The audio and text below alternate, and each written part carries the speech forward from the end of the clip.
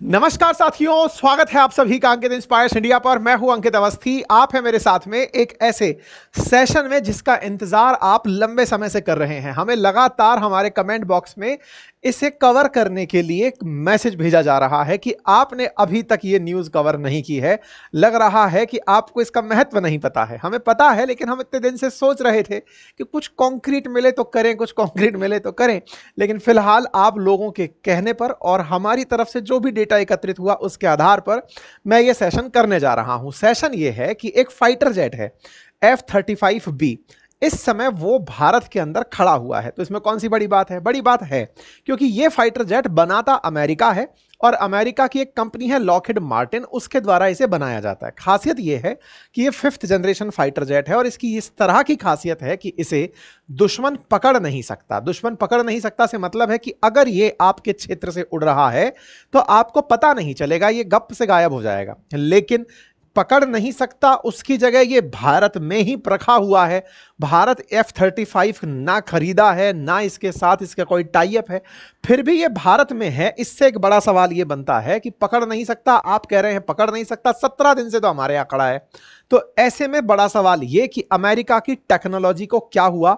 भारत ने उसे ट्रैप करके गिरा लिया, या फिर जैसे होता है ना, पतंग आपके ऊपर से उड़ रही थी, मांझा फेंका और नीचे उतार ली, ऐसा कुछ हुआ था, लंगर फेंक के उतार लिया गया, या फिर उसके अंदर कोई टेक्निकल ग्लिच था।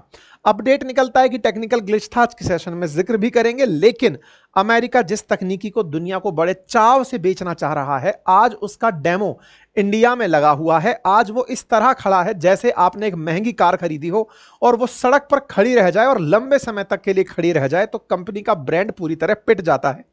ऐसे में अमेरिका का लॉकहीड मार्टिन द्वारा निर्मित लगभग 1000 करोड़ का यह फाइटर जेट भारत के तिरुवनंतपुरम पोर्ट पर स्ट्रैंडेड है, खड़ा हुआ है और इसकी सुरक्षा में भारत की तरफ से CISF को तैनात किया गया है। CISF इस तरह से खड़ी होकर के इसकी निगरानी कर रही है कि इसे कोई और नुकसान ना पहुंचा दे, क्योंकि बड़ी ही नायाब चीज है। नायाब का आकलन इस बात से लगा लीजिए कि इस फाइटर जेट को अमेरिका चीन से बचाने के लिए न जाने कितने प्रकार के जतन कर चुका है, क्योंकि यह fighter jet 5th generation fighter jet के साथ स्टेल्थ टेक्नोलॉजी का मसीहा माना जाता है। कहा जाता है कि इसमें ऐसी टेक्नोलॉजी है कि रडार से जो रेडियो वेव्स निकलती हैं वो इसे छू करके नीचे नहीं लौटती, इन्हें ये खा जाता है। मतलब रडार के द्वारा किसी को पता ही नहीं चलता कि ऊपर से कुछ उड़कर निकला है। दूसरा, इसकी खासियतों में शुमार है, हालांकि 35C और B दोनों के अंदर है, कि ये वर्टिकल लैंडिंग कर सकता है। वर्टिकल लैंडिंग से मतलब है कि फाइटर जेट तेजी के लिए जाने जाते हैं। जैसे ये आवाज से 1.5 गुना तेजी से उड़ता है, 1.5 गुना तेजी से उड़ने वाला फाइटर जेट जो आवाज से 1.5 गुना तेजी से चलता हो, वो बिल्कुल हेलीकॉप्टर की तरह सीधा ऊपर से नीचे बैठ सकता है। वर्टिकल लैंडिंग इसकी एक विशेषता बनती है और इसी विशेषता के चलते, इसकी वर्टिकल लैंडिंग के चलते दुनिया इसकी दीवानी है। क्योंकि छोटे से छोटे क्षेत्र पर फाइटर जेट का उतरना, क्योंकि बहुत सी जगह पर लैंड मतलब आपके पास रनवे नहीं होता फ्लाइट्स को उतारने के लिए और चढ़ाने के लिए। ऐसे में इसकी ये जो विशेषताएं हैं, दुश्मन द्वारा ना पकड़े जाने की और तुरंत उतर के बैठ जाने की, इसमें दुनिया के अंदर ये नायाब बनता है। ऐसे में भारत में ये 17 दिन से क्या कर रहा है, खुले में क्यों रखा हुआ है, तमाम वो कॉन्स्पिरेसीज कि भारत द्वारा इसे कहा गया कि भैया कहो तो इसे हम हैंगर में ले जाएं, हम इसे ले जाकर साइड में खड़ा कर दें, ढक दें, बारिश के अंदर खराब हो रहा है, कुछ बताओ तो कहा जा रहा है कि यूके ने इसके बारे में मना कर दिया। सर, यूके कहां से आ गया? तो आइए इसके बारे में भी जान लीजिए कि यह विमान भले ही अमेरिका की कंपनी लॉकहीड मार्टिन ने बनाया हो, लेकिन इसे यूके की रॉयल एयरफोर्स के द्वारा यूज किया जा रहा है। अमेरिका अपने जो सहयोगी देश हैं, जो नाटो कंट्रीज हैं, नाटो अलाइज हैं, उन्हें यह विमान बेचता है। उनमें से यूके, इटली जैसे देश का नाम शामिल है। तो यूके की जो एयरफोर्स है वो अमेरिका के इस फाइटर जेट को अपने द्वारा यूज में लेती है। अर्थात उन्होंने खरीद रखा है, वैसे ही जैसे हमने राफेल फ्रांस का है लेकिन खरीद के भारतीय एयरफोर्स में यूज कर रखा है, ऐसे ही अमेरिका का ये F-35 वर्तमान में यूके रॉयल फोर्स के द्वारा यूज में आता है और उसी के द्वारा जो यूज में लिया जा रहा ये विमान है, ये फिलहाल इंडिया में हैं। तो अब यहां पर एक तीसरा एंगल और आ गया, अमेरिका निर्मित है। अमेरिका निर्मित इस फाइटर जेट का उपयोग यूके की नेवी कर रही थी और यूके की नेवी का यह फाइटर जेट भारत में खड़ा है। तो 3 कंट्री इन्वॉल्व हैं।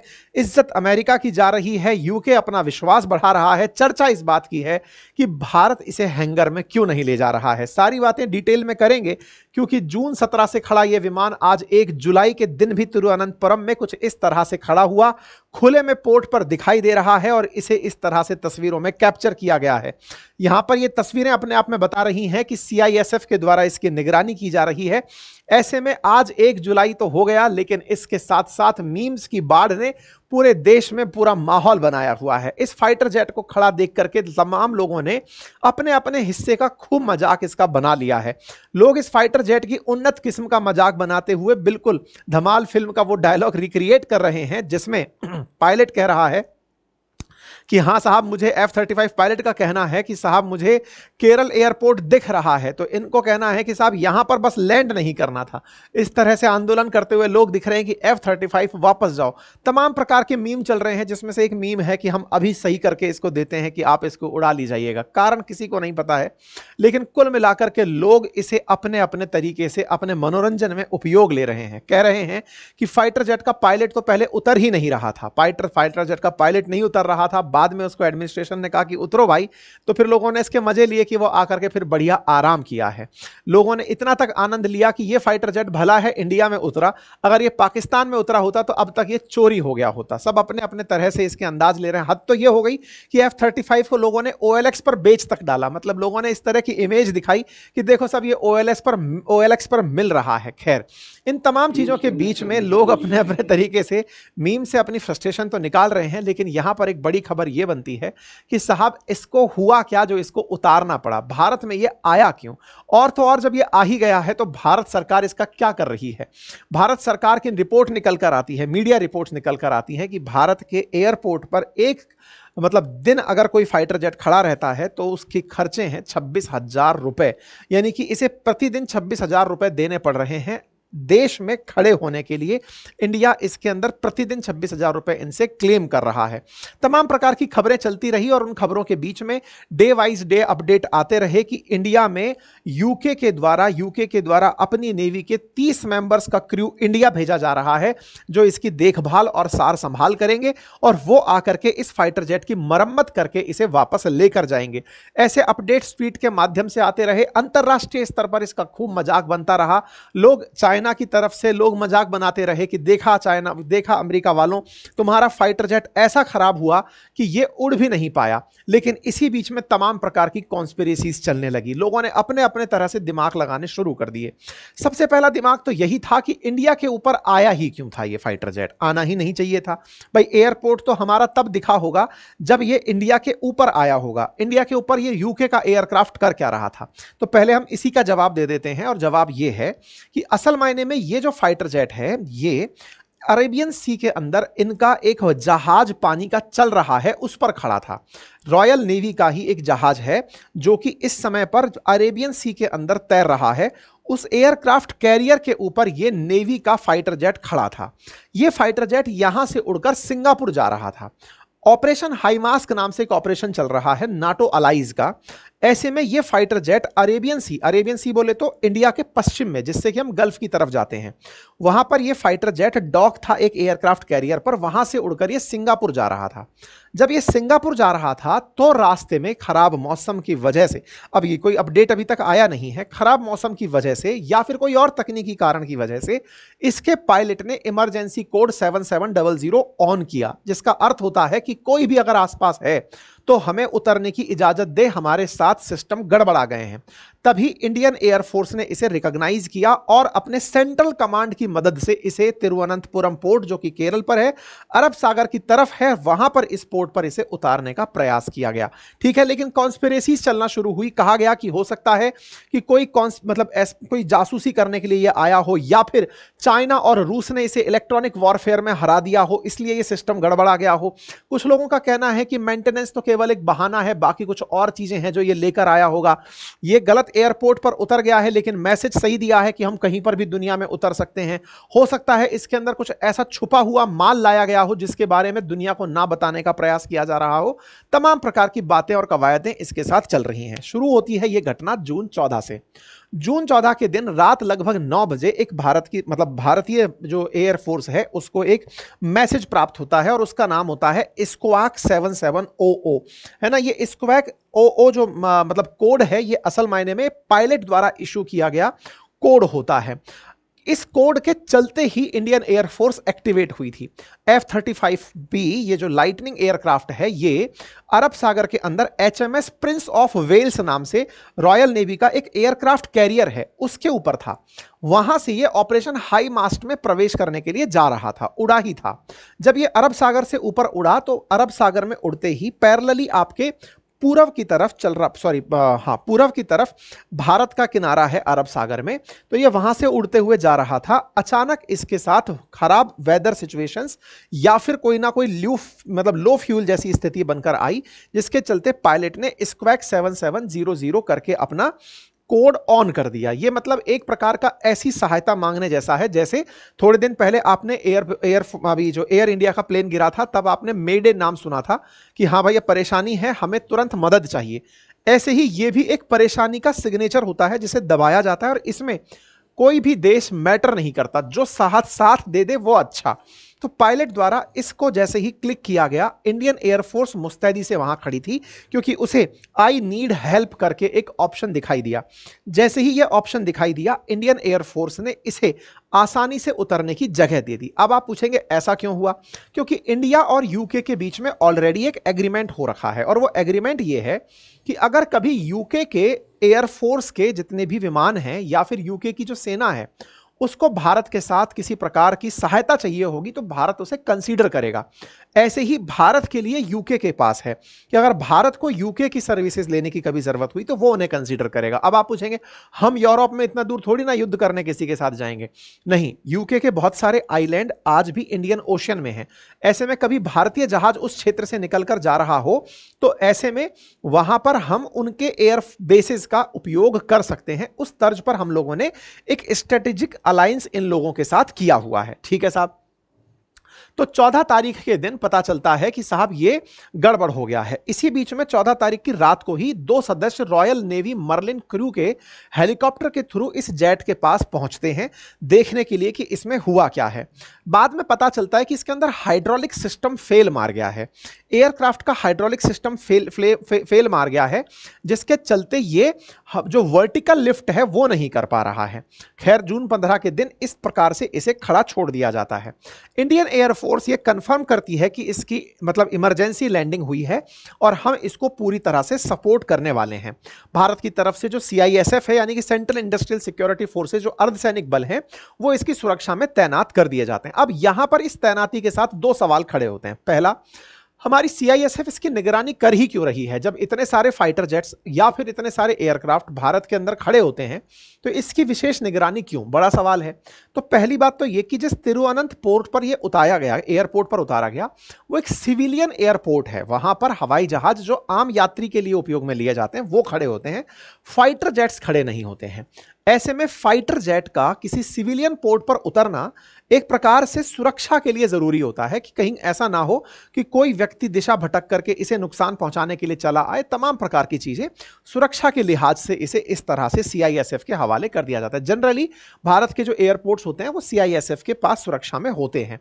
CISF के जवान इसकी सुरक्षा में तैनात कर दिए जाते हैं। सामान्यतया एक और प्रैक्टिस होती है और वो ये होती है कि अगर कोई एयरक्राफ्ट खराब है जिसके अंदर सर्विस की जरूरत है या उसके अंदर कुछ ऐसा काम होना है जिस काम को करने के लिए उसे गैराज की जरूरत पड़ेगी, तो एयरपोर्ट पर ही कुछ हैंगर्स होते हैं जहां पर इसको सरका करके फाइटर जेट को या फिर किसी भी एयरक्राफ्ट को हैंगर में ले जाया जाता है। उस हैंगर के अंदर ही फिर इसको खोल के देखना, इसके अंदर सर्विसिंग जैसी कोई चीज करनी हो तो वो करना, जैसे काम किए जाते हैं। लेकिन यूके ने इसके बारे में मना कर दिया कि नहीं सर, खुले में ही खड़ा रहने दो। अब आप पूछेंगे ऐसी भी क्या एरोगेंस है कि खुले में ही खड़े ही रहना दे दो, ये वाली क्या बात हुई? तो चर्चा इस बात की है कि यूके ने ऐसा इसलिए कहा ताकि वो इसकी निगरानी कर सके। निगरानी कैसे करेगा? ये तो हमारे पास CISF की निगरानी में है। जी नहीं, सैटेलाइट से निगरानी। यूके के द्वारा इस एयरक्राफ्ट की सैटेलाइट से लगातार लगातार निगरानी की जा रही थी।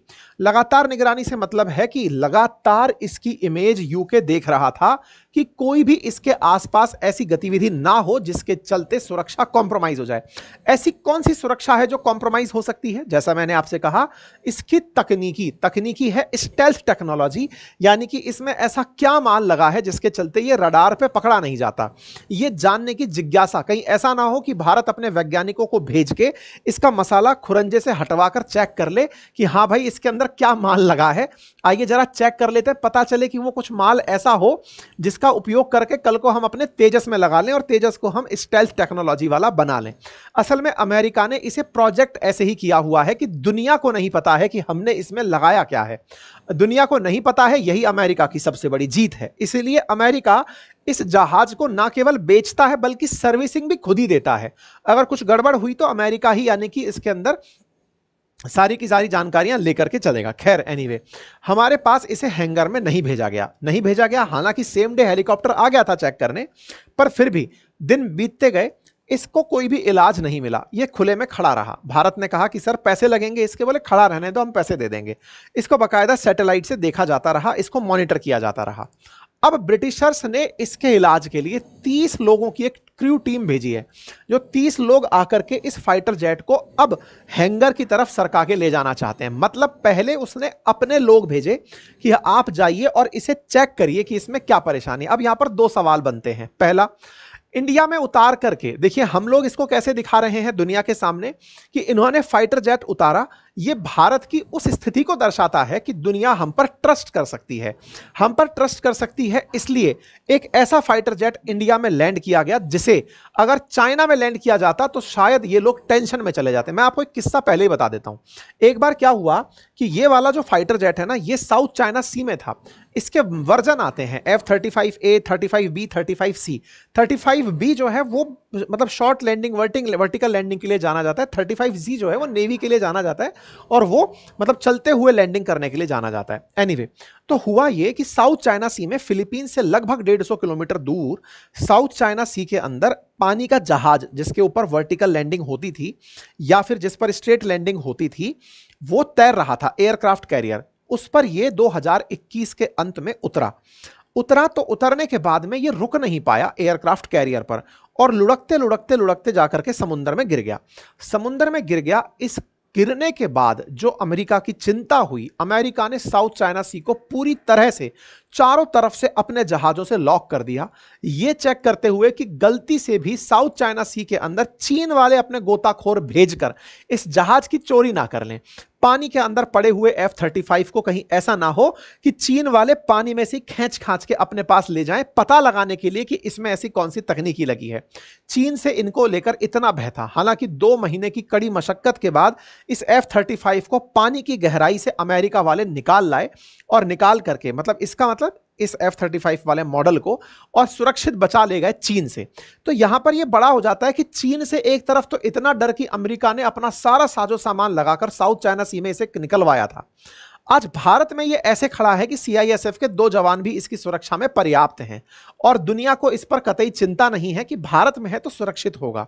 तो एक पहलू तो यहां पर यह बताया जा रहा है कि भारत पर देखिए दुनिया कितना ट्रस्ट करती है कि वो अपने फाइटर जेट को हमारे पास खड़ा रख करके कतई चिंता नहीं कर रही है। हमारे यहां पर एक रेगुलर सिक्योरिटी जो है वो उसको मिली हुई है और उससे वो सुरक्षित है। लेकिन दूसरा तर्क यहां पर यह दूसरा दिया जा रहा है कि अभी तक इसे हैंगर में इसलिए नहीं ले जाया गया क्योंकि यूके इसकी निगरानी कर सकता है। फिलहाल तो यूएस भी निगरानी कर सकता है, यूके भी सैटेलाइट से निगरानी कर सकता है, मतलब आसमान में लगे हुए जो कैमरे हैं उनसे इसे देखा जा सकता है। लेकिन अगर हैंगर में ले गए तो इसके साथ क्या हुआ कुछ नहीं पता चलेगा। बोले इसीलिए यूके ने अपने द्वारा पूरी 30 मेंबर की टीम भेजी इसको सही कराने के लिए। अब जब वो लोग आ गए हैं उसके बाद इसे हैंगर में जाने की कही गई। अभी 2 दिन पहले की ही बात है। तो कुल मिलाकर के दोनों ही बातें, इंडियन एयरफोर्स ने इसे अपनी तरफ से ग्लोबल जो हमारे ऊपर रेस्पेक्ट है या विश्वास है उसको दिखाने का प्रयास किया किया, लेकिन दुनिया भर में यह चर्चा भी चल रही है कि यूके वालों ने 1% भी ट्रस्ट नहीं किया। वो तो मजबूरी थी, जिसलिए ये लोग उतरे, हैंगर में जाने नहीं दिया, कहीं इसमें कुछ गड़बड़ ना हो जाए। जैसे ही इनके द्वारा लोग पहुंचाए गए, इसे हैंगर में बात पहुंचाने की आ गई। खैर, यूके नेवी ने भारत के द्वारा हैंगर का उपयोग ना करने की बात कही, ऐसा न्यूज के अंदर चलना शुरू हुआ। हालांकि बाद में यूके के द्वारा इसका खंडन भी हुआ, नहीं नहीं ऐसा नहीं है, हम लोग इसको इसलिए नहीं ले जाना चाहते थे कि क्यों जबरदस्ती उनका हैंगर ऑक्यूपाई करें, हमारी टीम पहुंच जाए हम तभी ले जाएंगे, उससे पहले जबरदस्ती वहां ले जाकर हम क्या करेंगे। एयर इंडिया के हैंगर में नानुकुर करने का जो F-35 का प्लान था, फिलहाल 30 लोगों की मेंबर टीम आने के बाद वो एग्जीक्यूट हो रहा है। कुल मिलाकर यही कहा जाएगा कि इन लोगों ने ट्रस्ट नहीं किया था, फिर भी हम लोगों ने इनकी मदद की। यह हमारे लिए एक सौभाग्य की बात है कि हमने दुनिया के सामने यह प्रूव कर दिया कि हम लुटेरे नहीं हैं। आप हमारे पास अपनी चीजें छोड़ सकते हैं, आप छोड़ेंगे, हम उनकी प्रॉपर सुरक्षा उपलब्ध करा सकते हैं। फिलहाल के लिए F-35 की विशेषताओं में स्टेल्थ जहां इसकी सबसे बड़ी विशेषता है, दूसरी विशेषता है कि जब यह विमान उड़ रहा होता है तो यह एक साथ सैकड़ों टारगेट को ट्रैक कर पाता है, कि इतने सारे टारगेट्स को ये एक ही बार में देख लेता है। दूसरा, इसके अंदर 360 मिरर लगे हुए हैं, अर्थात अंदर इसको पता चल जाता है कि दुनिया मतलब कहां से इसके ऊपर निशाना बनाया जा रहा है। तो ये इस प्रकार से बहुत ही संवेदनशील एयरक्राफ्ट है। अपनी वर्टिकल लैंडिंग के चलते ये चर्चा में रहता है। मराइन कॉर्प्स वेरिएंट जो है वो इसका F-35B जो कि चर्चा में रहता है। तो देखिए यहां पर मैं आपको एक F-35B ही दिखा रहा हूं जो यहां पर खड़ा है। ये इस प्रकार से अपनी वर्टिकल लैंडिंग कर पाता है, मतलब ये फाइटर जेट दुनिया में 5वीं पीढ़ी का फाइटर जेट है। उसकी कुछ विशेषताएं भी हैं, आवाज से 1.5 गुना तेज चलना, साथ में इस तरह से मतलब पानी है, समुंदर पर एयरक्राफ्ट कैरियर है, और समुंदर पर एयरक्राफ्ट कैरियर पर यह जहाज उतरना चाह रहा है। अब आप इसको देखकर अंदाजा लगा सकते हैं कि जनरली बहुत तेजी से आते हुए फाइटर जेट कितना आसानी से हेलीकॉप्टर की तरह सरकते हुए एयरक्राफ्ट यहां पर कैरियर पर आकर के लैंड हो रहा है। ये जो इसकी नेवल विशेषता है ना, ये इसे बहुत उन्नत बना देती है। लोगों का मानना है कि बहुत छोटे छोटे एयरक्राफ्ट कैरियर्स भी F-35B को लेकर के चल सकते हैं, इसीलिए नेवी इस F-35B को लॉकहेड मार्टिन से बनवाकर लेकर काम में ले रही होती है। ये इस प्रकार से लैंड करता है। मैं आपको इसका एक और दृश्य दिखाता हूं, किस प्रकार से जब ये उतरता है तो कैसे कैसे सिस्टम इसमें लगे होते हैं, बिल्कुल वैसे ही जैसे कि फाल्कन 9 जो इलॉन मस्क का वो है रॉकेट है जो सैटेलाइट छोड़ करके रीयूजेबल होने के लिए जमीन पर आता है। वैसे देखिए, जैसे आप यहां पर देखेंगे ना, तो इसमें देखिए ये कैसा सिस्टम लगा हुआ है, ये रहा। अब इसकी टेल से इसने प्रेशर फेंक कर बैलेंस बनाया है, फिर अपनी इस टेल को इसने नॉर्मल कर लिया। मतलब एक प्रकार से समझिए कि पीछे की तरफ से जो एयर निकल रही थी उससे इसने बैलेंस लिया है ताकि ये आसानी से उतर सके वर्टिकल लैंडिंग के लिए। तो ये काफी उन्नत किस्म का फाइटर जेट माना जाता है। इन विशेषताओं के साथ साथ बाकी टारगेट को निशाना बनाना, 360 डिग्री पर चले जाना, ये इसकी अन्य विशेषताओं में शुमार है। खैर, फिलहाल के लिए साउथ चाइना सी वाला ये इंसिडेंट मैं आपको न्यूज में भी दिखा देता हूं। आप जरा इस न्यूज को देखें कि कैसे ये एक एयरक्राफ्ट कैरियर पर उतर रहा था, लेकिन उतरने के बाद में लुढ़कता लुढ़कता पानी के अंदर गिर गया था। बात है 2021 के लगभग अंत की, जब यूएस नेवी ने पूरी तरह से अपने F-35 को खोजने के लिए सारे सिस्टम और तामझाम लगा दिए थे। तब इनका F-35C था जिसकी कीमत लगभग $100 मिलियन आंकी गई थी, वो जाकर साउथ चाइना सी के अंदर गिर गया था। इसको निकालने में लगभग 3 महीने लगे थे, तब जाकर के ये पानी से निकल कर आया था। कहा जा रहा था चीनी डर था इसके चक्कर में हम इसको खोजने में इतना समय लगाए थे। कुल मिलाकर भारत ने अपनी तरफ से दुनिया को यह तो कह रखा है कि आप हम पर ट्रस्ट कर सकते हैं, आपका F-35 यहां पर है, सुरक्षित है, चिंता मत करिए। चीन में होता तो शायद आपको इतनी मेहनत ना करनी पड़ती, अब तक वो लुटपिट चुका होता। ठीक है, तो यहां पर आपके सामने F-35 की सारी जानकारी मैंने आपको बता दी। जानने में आ रहा है कि हाइड्रोलिक को लेकर के दिक्कत है, ब्रिटेन के द्वारा इसको यहां पर सुरक्षित करने के तरीके किए जा रहे हैं। अब क्या हो यदि ये 30 लोगों की टीम भी इसे सही ना करवा पाए तो क्या होगा? तो अगर 30 लोगों की टीम भी इसे सही नहीं कर पाई तो ग्लोब मास्टर को बुलाया जा सकता है और इस एयरक्राफ्ट को ही उठा करके यहां से लिफ्ट करके ले जाया जा सकता है, क्योंकि सही ना होने पर इनकी लगातार बेइज्जती हो रही है। कुछ लोगों ने जिस दौर में यह आकर खड़ा हुआ था तब यह भी कयास लगाए थे कि ईरान और इजराइल के बीच में जो संघर्ष चल रहा है उस दौर में इसे यहां पर इसलिए खड़ा रखा गया है ताकि जैसे ही कोई इंस्ट्रक्शन मिले इंडिया का एयर स्पेस यूज करके F-35 जाकर ईरान को अटैक कर दे। कुछ लोगों ने इसके कयास ये भी लगाए कि F-35 को भारत को बेचना चाहता है अमेरिका, इसलिए भारत के अंदर इसका एक डिस्प्ले लगा दिया है ताकि देश भर में इसकी चर्चाएं होना शुरू हो जाएं। लेकिन यहां पर याद रखिएगा, हमारे देश में अब इसकी नेगेटिव चर्चा हो चुकी है। मतलब ऐसी चर्चा हो गई है कि अब इंडिया F-35 अगर लेता भी है तो लोग उसकी मजाक बना लेंगे कि सर खड़ा रह जाएगा, आपको क्या फायदा है इसका व्हीकल लेने से, क्योंकि अल्टीमेटली F-35 भी भारत में 17 दिन से खड़ा है। इसका क्लाइंट वो यूके और यूएस जैसे देशों को इसके सर्विस के लोग नहीं मिल रहे हैं, तो ऐसे में हमारे पास ही खड़ा रह गया तो यूजलेस हो जाएगा। अब तक 7-8 वैसे भी इसके नुकसान पा चुके हैं, इसलिए भारत में इसकी मार्केटिंग नहीं हो रही, ओवरऑल इसका नुकसान ही हो रहा है। और लगातार ब्रिटिश नेवी भारत के साथ संपर्क में है और अपनी तरफ से अपने इंजीनियर्स को यहां पर भेजा जा रहा है। दुनिया भर के अपडेट्स इस पर चल रहे हैं, लोग अपनी तरफ से कह रहे हैं कि साहब कुछ तो गड़बड़ है, कुछ ऐसी बात है जिसको बताया नहीं जा रहा है। बताया बस इतना ही नहीं जा रहा है कि ये एयरक्राफ्ट पूरी तरह से कोलैप्स कर चुका है। अब 30 लोगों की टीम इसे किस तरह से रिकवर करती है देखने वाली बात होगी, अदरवाइज इसे प्रॉपर तरीके से यहां से उठाकर ले जाया जाएगा। यही सब तरफ से डिफेंस एक्सपर्ट्स के द्वारा अपनी बातें चल रही हैं। ठीक है साहब, कुल मिलाकर यही जानकारी थी। आप में से बहुत सारे लोगों ने इसकी डिमांड की थी, इसलिए हमने आप लोगों के साथ इसे साझा किया है। जानकारी पसंद आई हो तो साथियों से साझा करें, चैनल पर नए हैं तो सब्सक्राइब कर लें। बाकी आप लोग क्या सोचते हैं अपनी राय भी कमेंट बॉक्स में छोड़िए, सो दैट आपकी राय से भी हम अवगत हो पाएं। Thank you so much. और यदि आप हिस्ट्री, ज्योग्राफी, पॉलिटी, इकोनॉमी का कंप्लीट बैच पढ़ना चाहते हैं तो अपनी पाठशाला एप्लीकेशन पर हमारे कोर्सेज उपलब्ध हैं। हमारे हैंड रिटन नोट्स जो हम क्लास में पढ़ाते हैं वो भी उपलब्ध हैं, उनको ताज़ा अपडेट करके नया बनाया गया है, आप उन्हें एक्सेस कर सकते हैं। इसके साथ फिलहाल साइंस की बुक आप लोगों को उपलब्ध कराई जा रही है। Thank you so much.